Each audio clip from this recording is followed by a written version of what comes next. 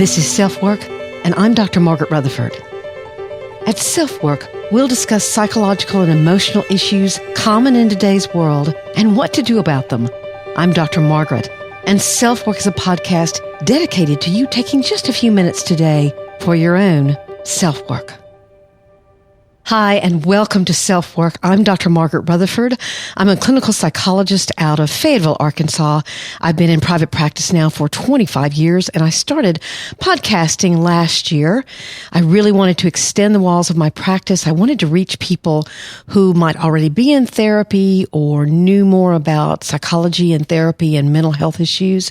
But I also wanted to reach out to people who did not, who might never have heard what a psychologist or a mental health professional might have to say about either mental illness or just relationship problems or whatever are the issues of the day. I believe I'm a conduit in many ways between the people I've seen in therapy over the last 25 years, the people who were hurting and did the work to heal, and those people who are still hurting and maybe at a loss. So that's why SelfWork is created, and I'm so glad you're here. Today is an exciting day on SelfWork because I have my very first podcast interview guest, and that is Miss Sarah Fader. Sarah's here to talk about not only her own diagnoses, which have been multiple, and that's been confusing, but also to talk about her own work and advocacy in confronting mental illness, prejudice, and stigma. She's the author of multiple books and is well known in the blogging community as a great supporter and advocate of anyone who's trying to talk about mental health and work on their own issues as well as helping other people work on theirs. She and I have known each other now for probably 4 years. And we had a very interesting start to our relationship, which I'm sure we'll talk about. So we'll get to that interview very soon. We do not have a listener email today, however, because I just wanted the time to be all about Sarah.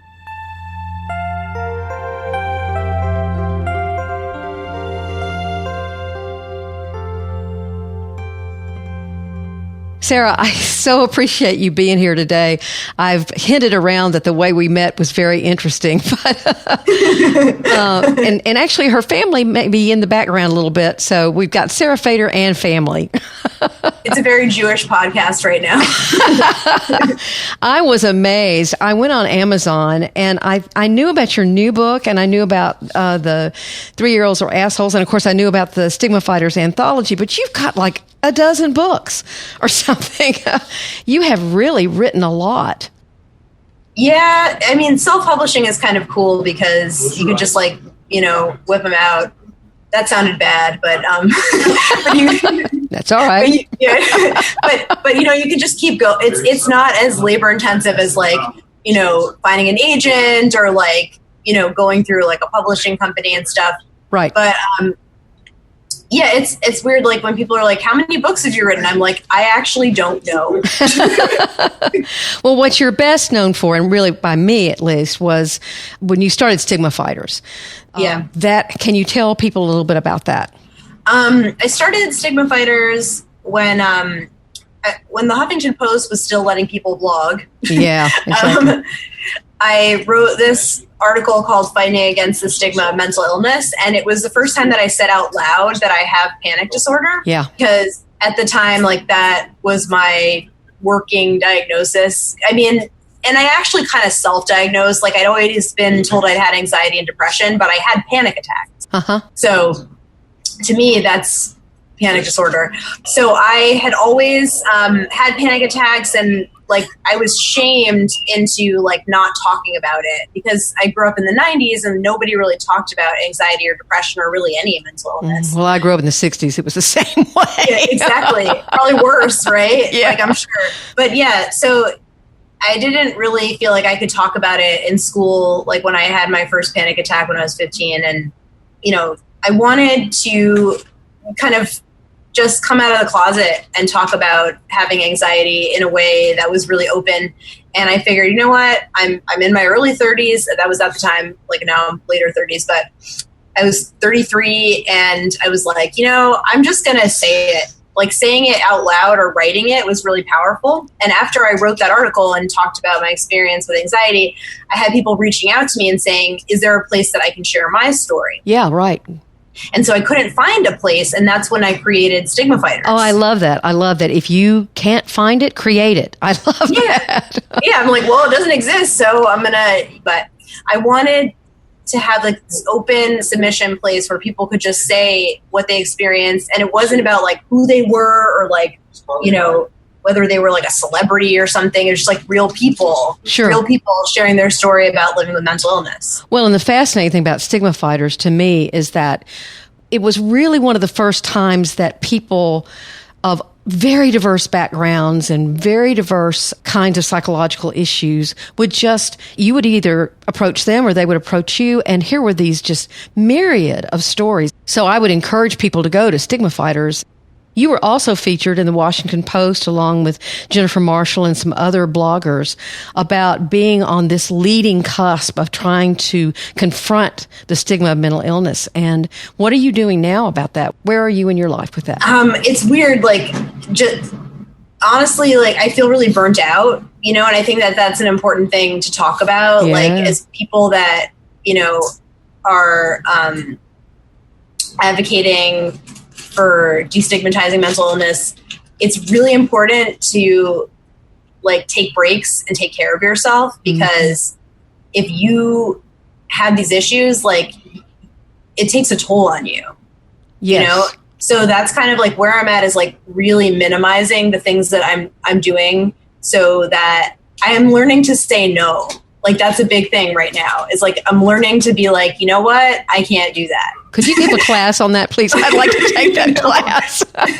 It's so hard because I want to be like, yes, I want to do that. And even, it's not even just like with mental health stuff, but just everything. Like sometimes you just can't do everything that you'd like to do. Well, and a lot of the people who are, of course, on the cusp of that kind of movement are also dealing with mental illness themselves.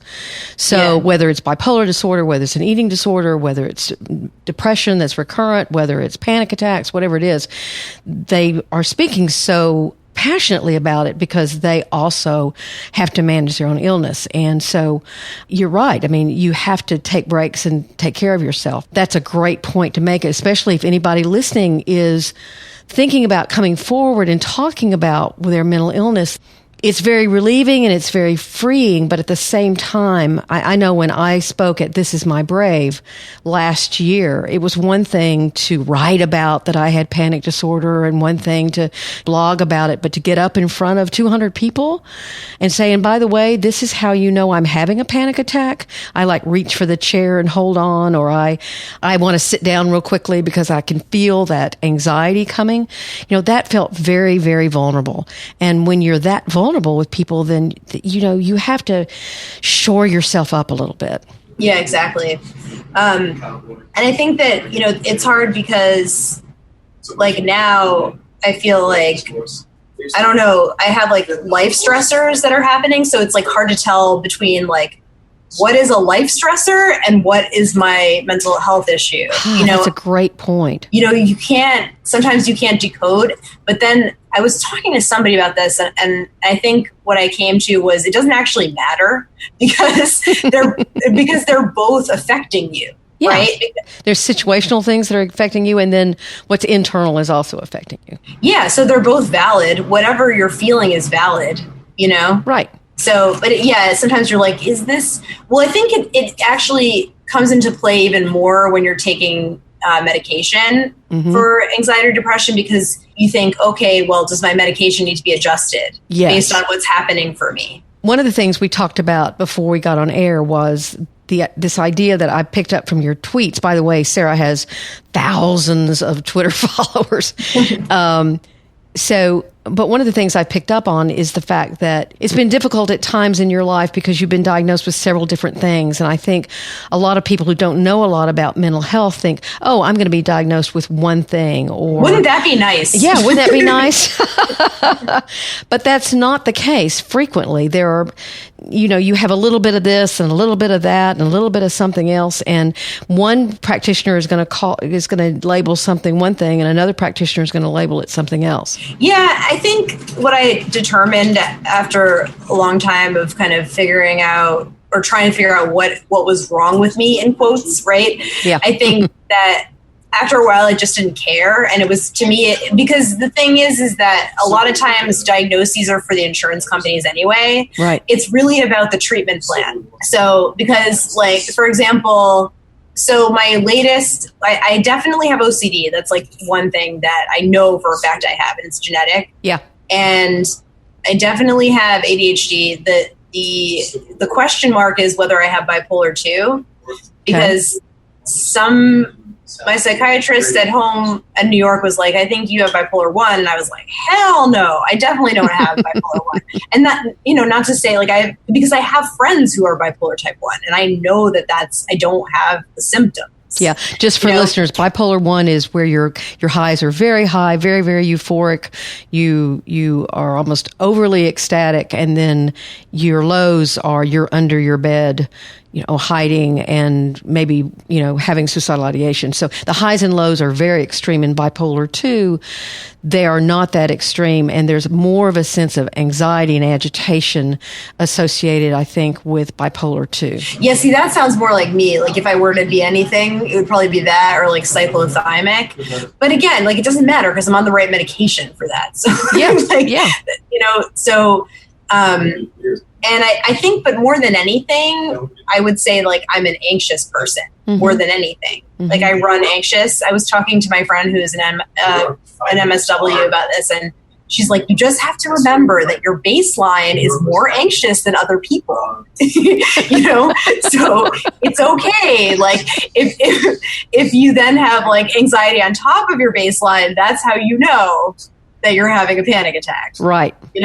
Right. And the other analogy that I give about diagnoses is that it's like, okay, you could walk into the grocery store and you could say to the person who works there, I would like the yellow box of things that on the front of the box have circles, and there's a bowl and there's milk in it, right?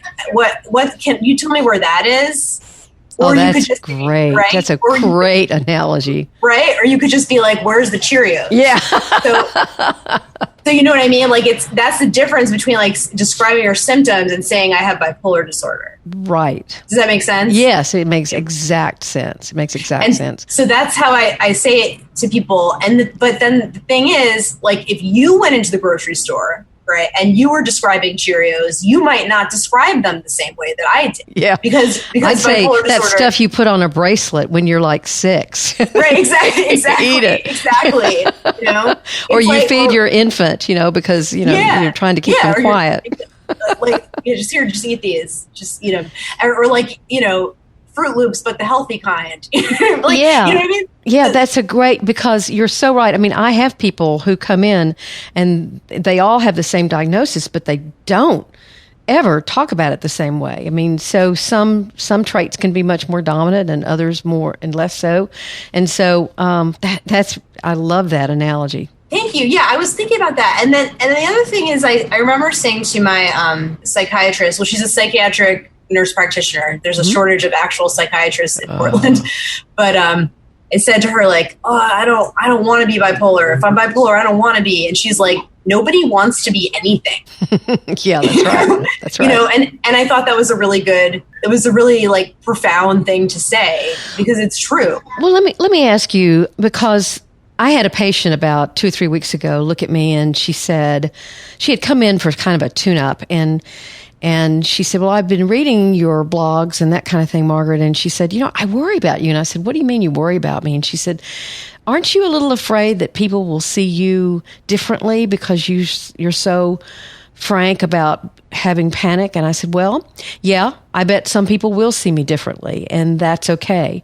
But I'm willing to take that risk in order to do what I ask patients to do all the time, which is accept what's going on with them is not as this horrible weakness or failure on their part, but about just who they are, and that's what's given to them.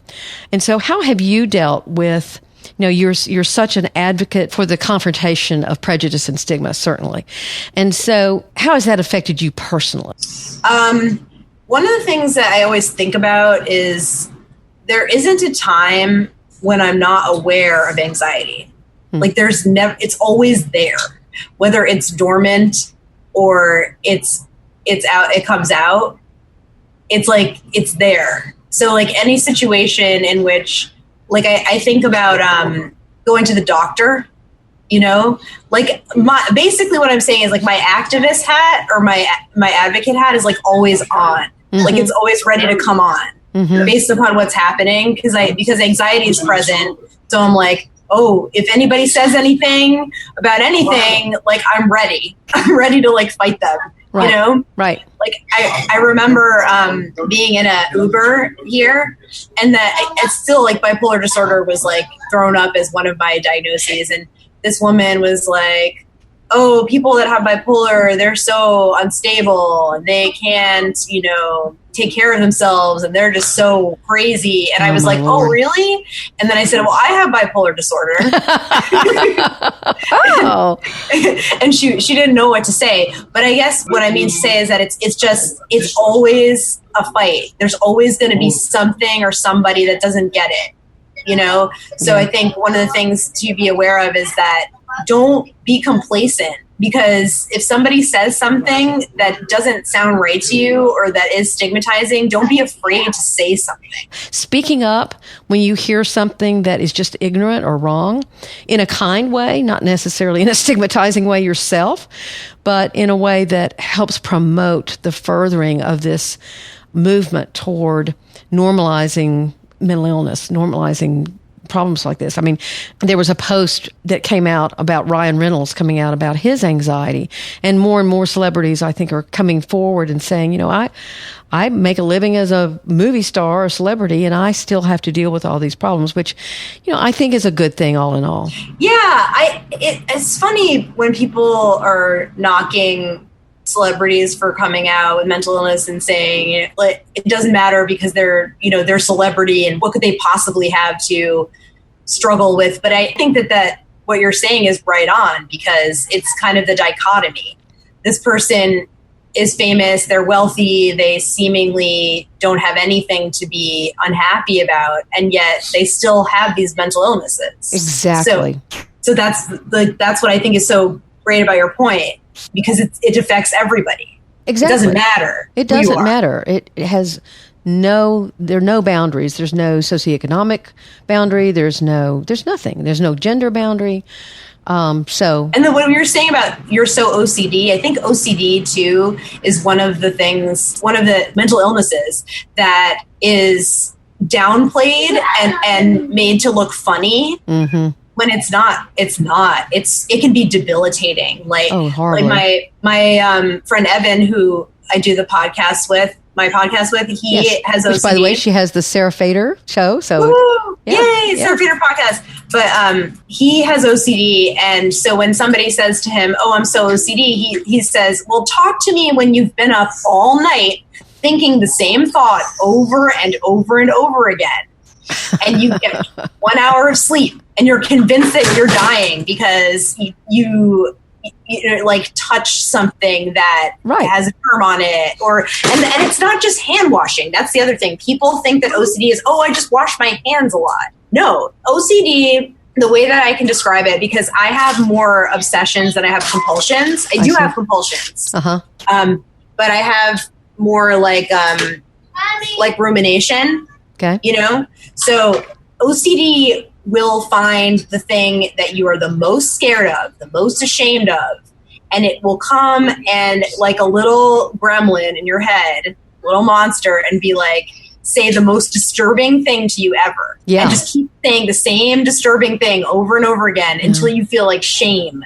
For, like, how could I think that? Right. Oh, wow. But that's the thing, is the treatment for that is to recognize that it is OCD. It's not you. This is OCD. This is, my illness, and it is not a part of me. It is my brain glitching. Yes. Yes. And so to recognize, I've had patients with OCD give their OCD voice a name like Bob.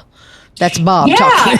Exactly. That happens a lot. And that's so good because it externalizes it. That's a really good way to look at it. Right. And so you learned to challenge Bob. Yeah. And with apologies to everybody named Bob out there, but seriously, what about Bob? Yeah, what about Bob? What about Bob? But there is this really good OCD book called Brain Lock.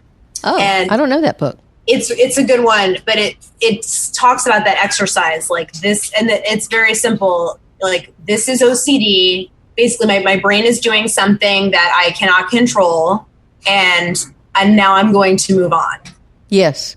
Right. So I'm going to distract. I'm going to do something to, yeah. Right. Mm-hmm. But acknowledging it and labeling it and just saying, this is it. But the other thing with OCD is exposure therapy, which is very intense. Like, yes. I will never forget, and even saying this out loud, like, it scares me, but I remember I have a lot of like hypochondria stuff. Mm-hmm. So I remember sitting in my daughter's classroom and I was volunteering to like read to kids and help them with spelling, and my hands started shaking. Right. And immediately my thought was, I have ALS, I have Parkinson's, right? Like the hypochondria, the OCD. Sure you do. I get it. You know, and so then I told myself, because this is the exposure therapy technique that my psychiatric nurse practitioner taught me. You say, okay, yeah, I have ALS, I have Parkinson's.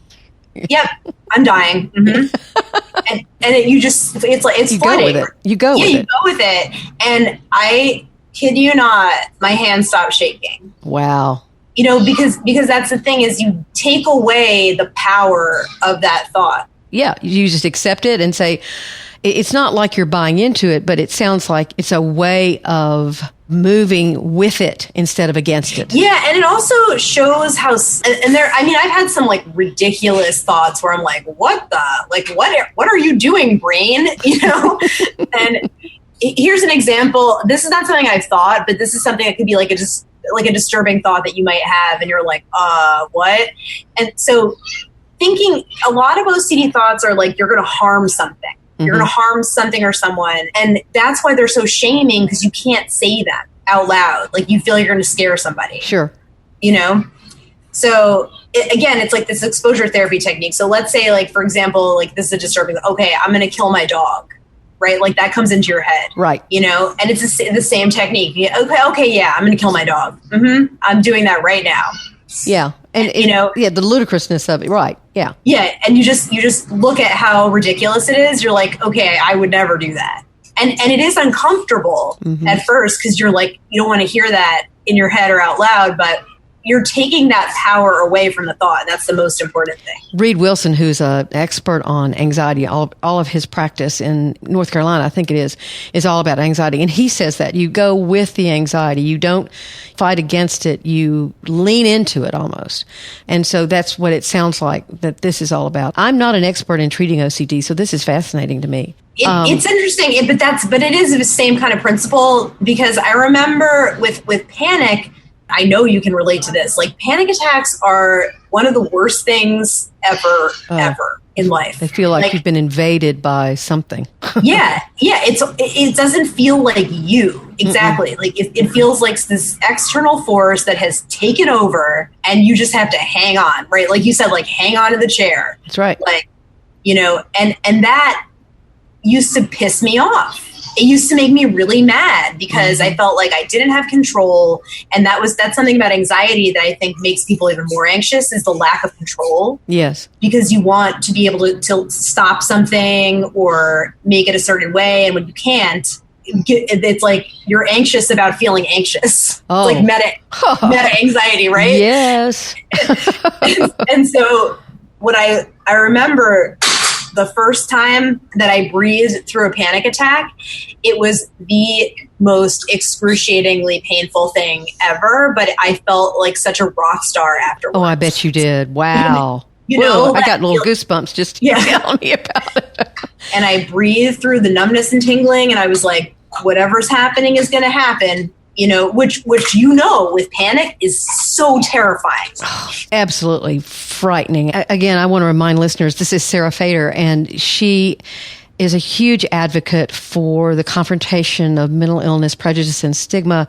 And in so doing, she has been very forthcoming with her own issues, and she's written about them. She has books like This Is What Anxiety Feels Like. She has 3 anthologies of StigmaFighter's where myself and many, many other people talk about their different mental illnesses and what that has made. She has a new book called The 10-Step Depression Relief Workbook, a cognitive behavioral therapy approach, which she wrote with Dr. Simon Rigo. And then, but we have to end this up, we have to tell the story about how we met. Okay, so Sarah had written this blog post, which she later turned into a book called 3-Year-Olds Are Assholes. And I now know that she got so trolled by so many people that it was awful. But I read the post, and I just wrote my own post and said something about, well, you kind of have to watch what you think. And yes, it's funny. And yes, they can be assholes, and sure, but you do have to be kind of careful. Well, Sarah, you tell them from your perspective what happened.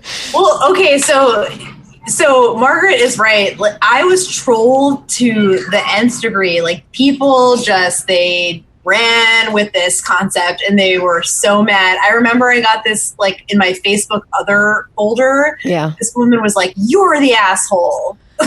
So people were so mad. Yeah. Like, and that was the first time. It was a great hazing on the internet because it was the first time that people just like hated me so much. Right. So Margaret had written this post, which actually, like, in hindsight was like super neutral. Like, it was like not even remotely like these people attacking me, but I was like, oh no, another one. So I was like, so basically we kissed and made up. I mean, we figured out, she figured out I wasn't trolling her. I figured out that, she was very reasonable. I remember. I was like, stop trolling me. Like, I think I actually called you a troll. Yeah, I think you did. And then you were like, I wasn't trolling you. I was just expressing a different point of view. But eventually we actually became really good friends. Yeah. Became really good friends. So it was like such an unlikely experience. But it was funny.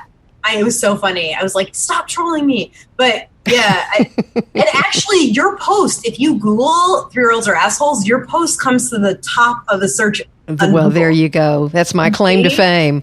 There you go. But I'm eternally grateful, Sarah. I seriously could talk to you forever. You're so awesome. Well, I feel the same way. Thank you so very much. Like I said, this is my first interview, and I wanted it to be you, and we put it off several times. So I know my listeners were tired of it. You keep saying you're going to do these interviews, and then you don't do them. But I was determined you were going to be my first one. So thank you so very much. I'm so excited. And actually we can tell everybody the reason that I couldn't come on last time is because I was having a panic attack. And I was like, Margaret, I can't do this. And she was so awesome. You're so great. Sarah, thank you so much. We'll have to do this again sometime. Definitely. Okay. Bye. Bye.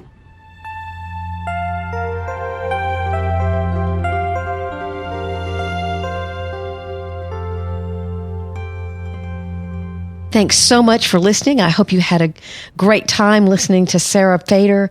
Again, she's got her own podcast, The Sarah Fader. And I appreciate you being here once again with SelfWork.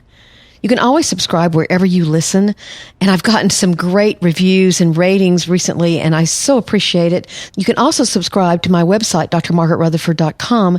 And please email me. I love hearing from all of you at askdrmargaret@drmargaretrutherford.com. So thanks for listening. Be your own advocate. If you struggle with depression or anxiety or OCD or panic, please know that there are many others who are feeling the same way you do. And as Sarah said, sometimes you have to lean in and accept that this is your journey. So thanks for listening. Take very good care.